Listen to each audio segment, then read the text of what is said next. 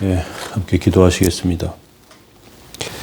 여호와여, 주의 분노로 나를 책망하지 마시오며 주의 진노로 나를 징계하지 마옵소서. 거룩하신 주님, 저희들의 영혼과 삶의 은총과 은혜를 내리시고 하나님 뜻 안에 온전하게 세워지는 거룩한 삶 다 되게 하옵소서. 도우시고 인도하시기 원합니다. 예수님의 이름으로 기도합니다. 아멘. 찬송가 204장 1절 찬송 드리겠습니다.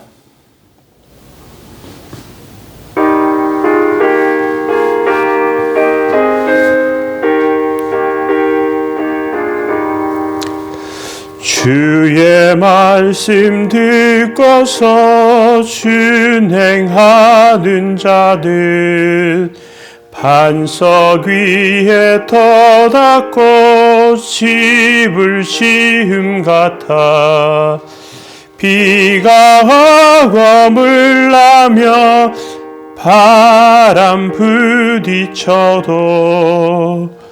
반석 위에 세운 집 무너지지 않네.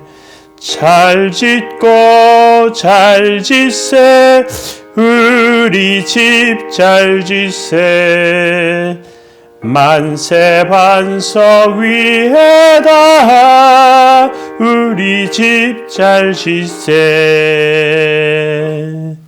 아멘. 시편 6편 1절에서 8절 말씀입니다.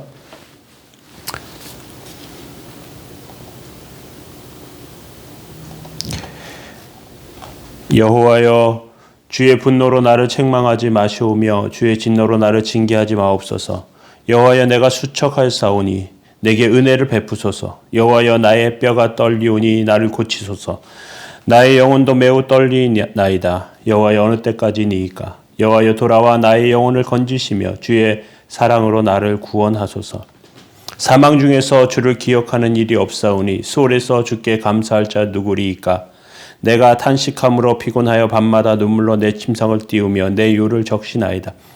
내 눈이 근심으로 말미암아 쇠하며 내 모든 대적으로 말미암아 어두워졌나이다.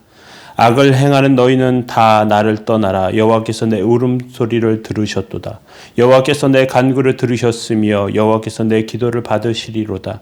내 모든 원수들이 부끄러움을 당하고 심히 떨며 갑자기 부끄러워 물러가리로다. 아멘. 네. 오늘 하나님의 견책 시편 6편 말씀 하나님의 견책으로 세 가지 고통 중의 호소, 성도의 회개, 사망을 물리치는 기도 세 가지 중에서 첫 번째 고통 중의 호소에 대해서 살펴보기를 원합니다. 그리스도인들은 세상에 살아갈 때 하나님의 도우심과 인도하심 가운데 삽니다. 그런데 그렇게 살아가는 중에도 고통과 어려움이 찾아옵니다. 성경에 보면 신앙의 인물들이 위기 가운데 어려움 가운데 빠지는 것들을 발견하게 됩니다. 히스기야 왕은 중병에 걸려서 생명이 얼마 남지 않았었고요. 요나 선지자는 하나님 말씀 어기고 다른 곳으로 도망가다가 바다에 던져지기도 합니다. 다윗은 신하의 부하를 사랑한 죄로 심한 죄책감과 고통 가운데 빠집니다. 이들은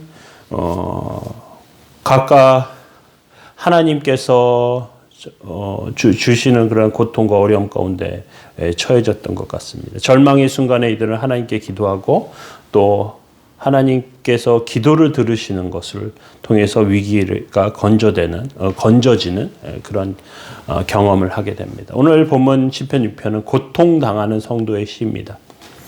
이 고통은 보통 고통이 아니라 죽음과 연결된 무서운 고통입니다. 성도의 병이 얼마나 깊은지 영혼이 떨리는 그런 지경입니다. 죽음 앞에서 입을 벌리고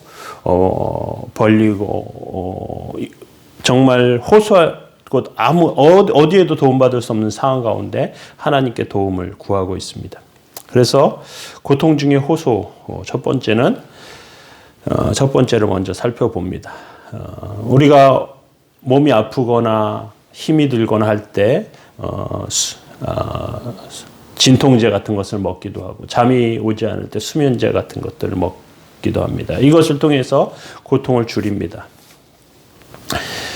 그런데 어떤 것을 써도 고통이 줄어들지 않는 그런 큰 어려움들이 있습니다.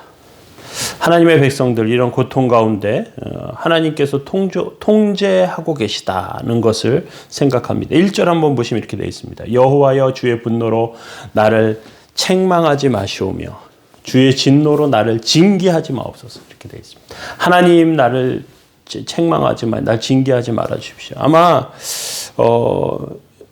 자기 잘못 가운데 어려움 가운데 이렇게 처해졌는데 그 심한 고통 가운데 하나님 넣지 말아달라고 이렇게 호소하고 있는 것이죠. 어떤 면에서 보면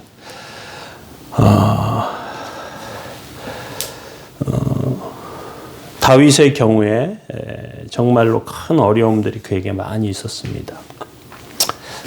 그리고 다윗이 죽기를 바라는 그런 사람들도 많이 있었습니다. 그런데 그런 큰 고통과 어려움을 당할 때 그냥 나 혼자 죽어버리자. 이렇게 만약 했다면 다윗을 통해서 나타난 하나님의 영광과 역사를 보기 어려웠을 것입니다. 그런데 그는 그렇게 하지 않고요. 하나님께 호소하고 있습니다. 하나님께. 아마도 그 시편 6편은 다윗이 그 밧세바 범죄로 인해서 심한 자책과 고통을 느끼는 그런 상황 가운데 하나님께 기도하는 순간이었던 것 같습니다. 다윗은 하나님의 사람이었고요. 하나님의 말씀대로 또 살려고 했던 그런 모습들이 있었습니다. 많이 발견됩니다. 그런데 다윗이 밧세바 범죄에는 다윗의 신앙의 깊은 잠에 빠져 있는 시간이었어요. 밧세바를 통해서 밧세바 범죄를 통해서 아이를 임신하게 되었고요. 그것을 감추기 위해서 그 신실한 부하 그 밧세바의 남편 우리아를 전쟁에 아주 치열한 곳으로 일부러 보내게 해서 그를 죽게 만들고요. 어떻게 보면 이건 살인죄고요. 밧세바 범죄는 간음죄고 살인과 간음 정말 큰 중죄죠. 그런 죄를 저질렀는데 아이가 태어날 때까지도 그런 신앙 깊은 잠 가운데 빠져 들어 있었습니다. 어떻게 보면 하나님과 교제가 중단된 상태죠. 그리고 그 아이가 이제 하나님의 책망을 받고 그 아이가 죽게 될 때 다윗은 깊이 통곡하면서 하나님께 회개하면서 기도합니다. 그런데 이런 큰 죄를 저질러도 다윗은 굉장히 뻔뻔해요. 하나님 용서해 주세요. 하나님 징계하지 마세요. 잘 책망하지 마세요. 하나님 제가 내 영혼이 수척합니다. 저를 좀 도와주세요. 막 이렇게 뼈가 떨립니다. 마치 잘못한 자식이 있어요. 그 자식은 타인과 함께 동일하게 다루지 않습니다. 부모는 자식을 자녀로 다뤄요. 그래서 자녀에게 하는 책망은 타인에게 하는 책망과 다르거든요. 다윗은 그것을 알고 하나님께 호소하는 것이죠. 여호와여 내가 수척하였사오니 내게 은혜를 베푸소서. 내 뼈가 떨립니다. 나를 고쳐주십시오. 이게 정말 심각한 고통 중에 하는 호소라고 할 수 있습니다. 정말 영혼이 쓰러질 것 같은 그런 고통 중에 하는 호소죠. 다윗이 이렇게 호소하는 것. 우린 이것을 좀 교훈 삼을 필요가 있습니다. 물론 우리가 잘못하라는 말이 아니고요. 하나님 앞에 범죄하거나 또한 잘못했거나 호소할 일이 있을 때 주저하지 말고 호소해야 합니다. 하나님 도우소서. 하나님 인도해 주소서. 하나님 긍휼히 여겨 주소서. 하나님 저는 연약합니다. 나를 징계하지 마시고 그리고 끈질기게 매달립니다. 그것을 통해 하나님께서 들으신다는 거 우리는 기억할 필요가 있습니다. 오늘 하나님 앞에 이렇게 고통 가운데 호소하는 저와 여러분들 어려움 가운데 호소하는 그런 하나님의 백성들 다 되시기 바랍니다. 기도하겠습니다. 사랑의 주님 연약한 가운데 도우시며 은총 가운데 세우셔서 저희들의 영혼과 삶을 복되고 거룩하게 하옵소서.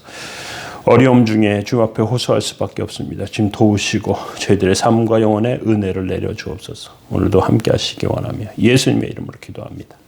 아멘. 함께 기도하시겠습니다.